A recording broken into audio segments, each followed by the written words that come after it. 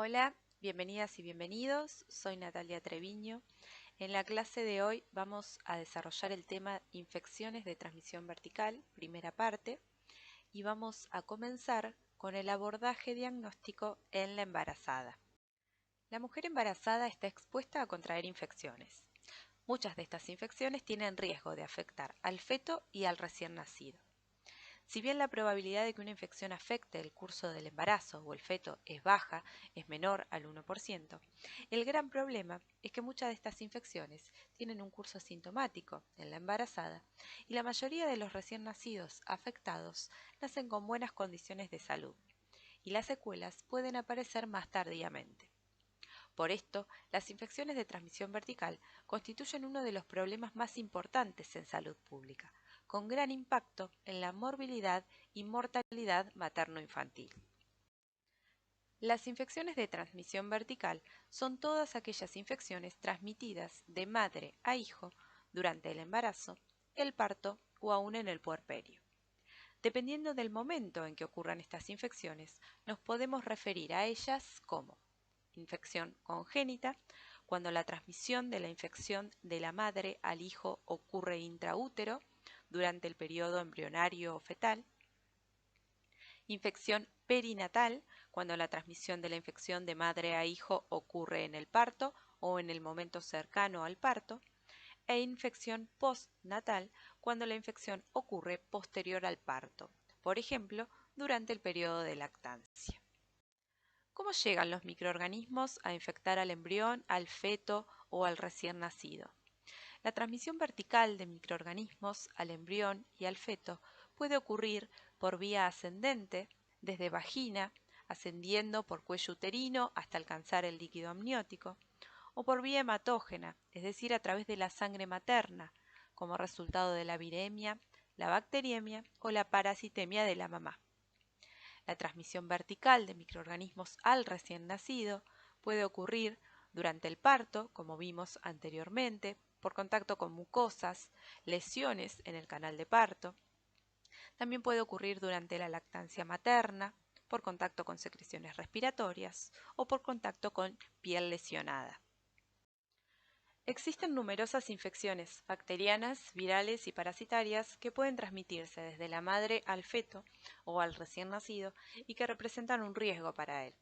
En esta diapositiva se mencionan los agentes etiológicos de las infecciones de transmisión vertical.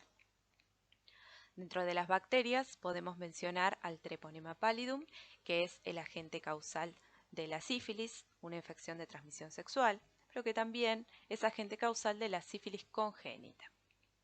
Tenemos también al Streptococcus agalactiae o estreptococo del grupo B, a Neisseria gonorrhoeae y a Chlamydia trachomatis. Estos dos últimos microorganismos producen infecciones de transmisión sexual y pueden generar infecciones de transmisión vertical en el recién nacido por contacto con secreciones en el canal de parto. Dentro de los virus podemos mencionar al virus de la inmunodeficiencia humana, al virus de la hepatitis B, al virus de la hepatitis C, al citomegalovirus, al virus rubiola, al virus varicela zoster, al parvovirus B19, al virus Zika, al virus herpes simple.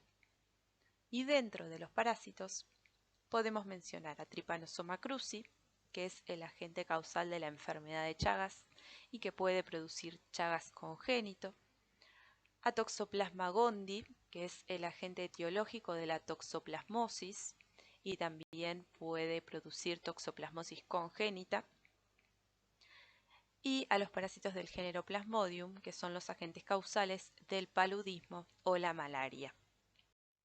A continuación nos introduciremos en el abordaje diagnóstico de estas infecciones en la embarazada. Y lo que tenemos que tener muy claro es que un adecuado control preconcepcional y prenatal es la herramienta más importante que tenemos en la prevención de las infecciones congénitas y perinatales, porque nos permiten detectar infecciones de curso asintomático y brindar un tratamiento que evite la infección fetal.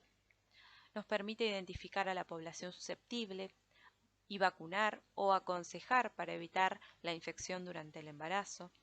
Nos permite estudiar a la pareja sexual e investigar infecciones de transmisión sexual e iniciar tratamientos si corresponde, y nos permite proteger a la población más vulnerable y brindar apoyo necesario para mejorar los controles durante el embarazo.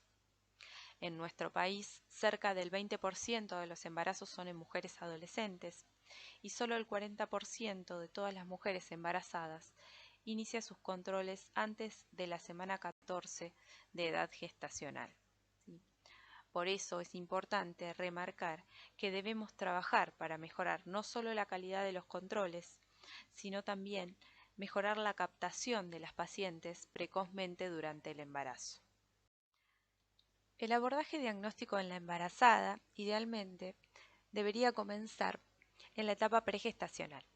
Lamentablemente esto no siempre ocurre, por lo que es muy importante realizar una correcta evaluación prenatal. Antes de solicitar cualquier estudio, se debe comenzar con un completo interrogatorio a la paciente embarazada y a su pareja, de manera de evaluar la situación de riesgo epidemiológico de cada paciente.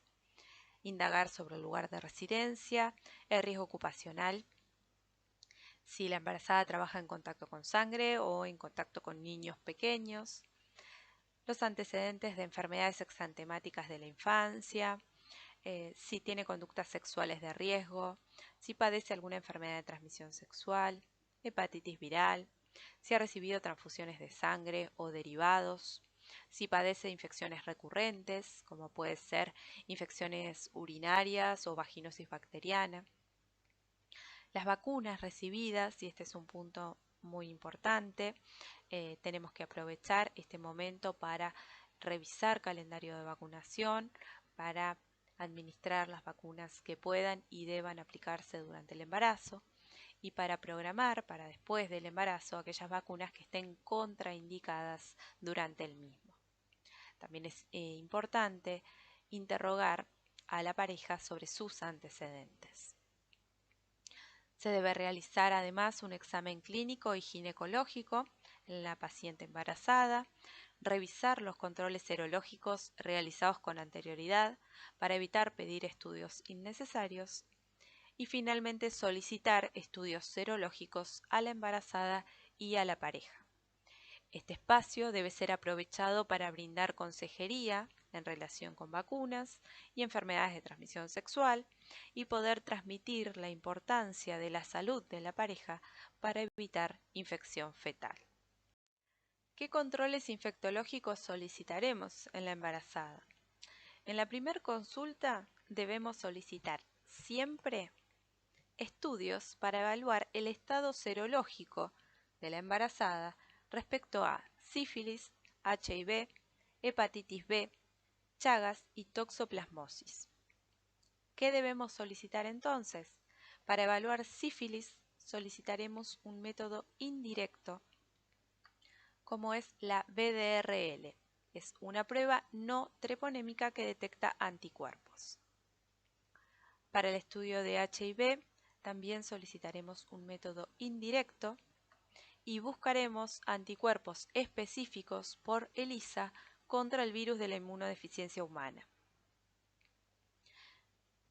La evaluación de hepatitis B la realizaremos utilizando un método directo, buscando el antígeno de superficie del virus de la hepatitis B. Para el caso de Chagas recurriremos a métodos indirectos y buscaremos anticuerpos IgG contra Trypanosoma cruzi por dos métodos diferentes. Y para el estudio de toxoplasmosis recurriremos nuevamente a métodos indirectos y buscaremos anticuerpos IgG contra Toxoplasma gondii por un método de ELISA. Además, solicitaremos a la embarazada la realización de un urocultivo, dado que la detección temprana de la infección urinaria en el embarazo previene complicaciones como la pielonefritis, el parto pretérmino y el bajo peso al nacer. Se recomienda la realización de un urocultivo entre las semanas 12 y 16 de gestación, independientemente de los antecedentes de esta embarazada. Por último, debemos recordar En la semana 35 a 37 de gestación, buscar al estreptococo del grupo B o Streptococcus agalactiae. Lo vamos a buscar por un método directo, vamos a realizar un cultivo, ¿sí?, vaginal y rectal a partir de una muestra de hisopado vaginal y rectal. A los estudios serológicos que vimos en la diapositiva anterior, que recordemos deben pedirse siempre, vamos a agregar la solicitud de otras serologías en función de los antecedentes maternos. Por ejemplo, podemos estudiar sarampión, rubiola, hepatitis C o varicela. En el caso de sarampión, lo vamos a estudiar cuando la paciente no tiene antecedentes o tiene al menos de 2 dosis de vacuna antisarampionosa. Y vamos a solicitar por un método indirecto la búsqueda de anticuerpos IgG contra el virus del sarampión. En el caso de rubiola, podemos solicitar la búsqueda de anticuerpos IgG rubiola si la paciente no tiene controles previos o esos controles son negativos. Vamos a buscar anticuerpos IgG contra el virus de la hepatitis C por un método de ELISA si la paciente tuvo hepatitis o recibió transfusiones. Y vamos a buscar anticuerpos IgG dirigidos contra el virus de la varicela si la paciente no tiene antecedentes de haber tenido varicela o no presenta un registro de vacunación. Esta tabla resume lo que vimos en diapositivas anteriores. Tenemos del lado izquierdo los estudios que debemos solicitar en la embarazada. Vamos a repasar qué estudios solicitaremos en la primera consulta de control prenatal y cuáles de ellos debemos repetir a lo largo del embarazo. Comenzaremos con la evaluación de sífilis. Solicitaremos una BDRL en la primera consulta y de ser negativa repetiremos esta BDRL en el segundo trimestre, en el tercer trimestre y en el puerperio inmediato. Respecto al control serológico del virus de la inmunodeficiencia humana, vamos a solicitar la búsqueda de anticuerpos específicos contra el HIV en la primera consulta prenatal y de ser negativos vamos a repetir su búsqueda en el segundo trimestre y en el tercer trimestre de gestación. En lo que respecta al estudio del virus de la hepatitis B, vamos a solicitar la búsqueda de un antígeno del virus de la hepatitis B en la primera consulta y repetiremos la búsqueda de este antígeno de superficie frente a factores de riesgo como adicción a drogas o antecedentes de hepatitis en el tercer trimestre de gestación, de acuerdo a lo que recomiendan las guías nacionales. Para el estudio de toxoplasmosis, solicitaremos la búsqueda de anticuerpos IgG contra el Toxoplasma gondii.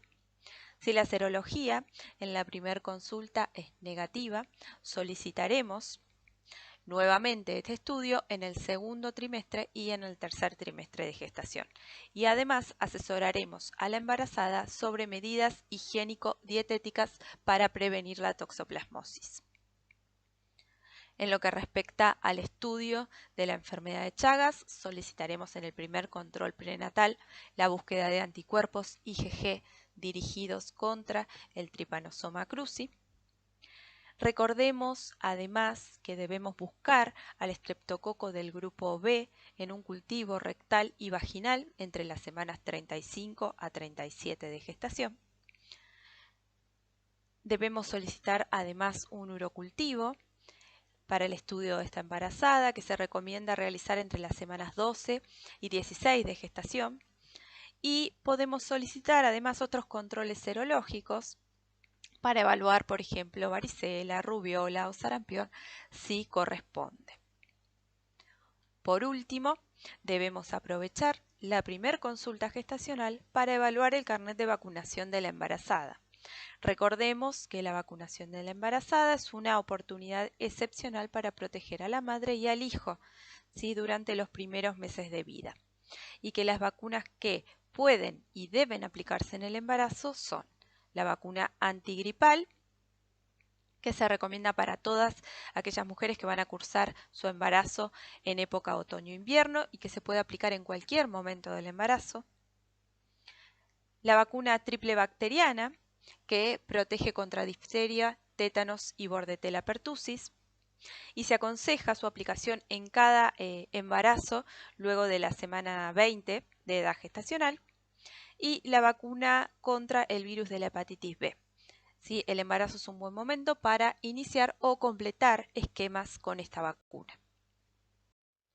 A modo de resumen, en la clase de hoy vimos que las infecciones de transmisión vertical son todas aquellas infecciones transmitidas de madre a hijo que afectan al embrión, al feto o al recién nacido. Vimos que un adecuado control preconcepcional y prenatal es la herramienta más importante que tenemos para la prevención de infecciones congénitas y perinatales. Vimos que el abordaje diagnóstico de la embarazada comienza con una completa anamnesis, con un completo interrogatorio a la paciente y a su pareja. Y también vimos que los controles infectológicos que solicitemos siempre deben incluir pruebas de detección de sífilis, HIV, hepatitis B, Chagas y toxoplasmosis. Por último, recordemos que el acercamiento de la paciente embarazada al sistema de salud es una oportunidad que no podemos desaprovechar. Para finalizar, les dejo bibliografía que les permitirá ampliar el tema en estudio. Muchas gracias.